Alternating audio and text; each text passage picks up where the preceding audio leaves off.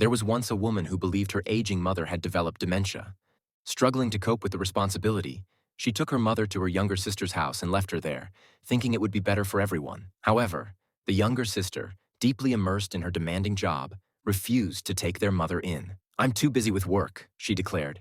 "You take her. I have my own family to look after." The older daughter, already frustrated, snapped, and a heated argument ensued. Neither was willing to compromise, and after much back and forth, they concluded that their mother should be sent to a nursing home. It seemed to them the only practical solution. At the nursing home, their mother lived in loneliness. She longed to see her daughters, to hear their voices and feel their presence, but neither visited or called. The daughters only sent money each month, as if that could replace their care. One day, something unexpected happened. The elderly woman announced she was feeling better and decided to leave the nursing home.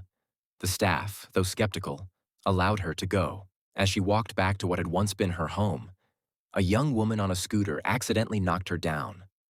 Apologetic and concerned, the young woman helped the elderly lady to her feet. Seeing her frail condition, she insisted on taking her home to recover. The young woman cared for her with great kindness. Days turned into weeks, and weeks turned into years. The two became like family, sharing laughter, stories, and the simple joys of life. The young woman treated her not as a burden, but as a loved one deserving of respect and affection. Meanwhile, the daughters remained distant. They lived their lives, unaware of how their mother was doing until they discovered she had transferred all her pension and savings to the young woman who had taken her in. Shocked and outraged, they went to their mother's bank and demanded that all her funds be handed over to them. "Our mother is unwell, and we are taking care of her," they lied, hoping to gain control of the money. But the bank informed them the funds were no longer available. They had already been legally transferred to the young woman. Angry and indignant, the two sisters stormed into their mother's home. Confronting the young woman, they accused her of exploiting their mother. "How dare you scam an old woman?"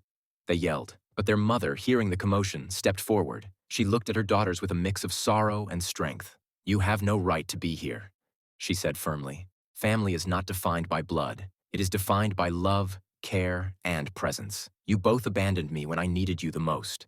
You sent me away as if I were a problem to solve, not a person to cherish. This young woman gave me a home, her time, and her heart. She is my family now. Leave, just as you came." Stunned by their mother's words, the daughters stood silent for a moment before leaving, their faces flushed with shame. The elderly woman continued living with the young woman who had saved her, finding peace and happiness in her later years. The bond they shared was a testament to the truth that love and loyalty, not biology, create the strongest families. Did she do the right thing? Yes. Her actions reminded us that family is not about obligation or tradition, but about mutual care and respect.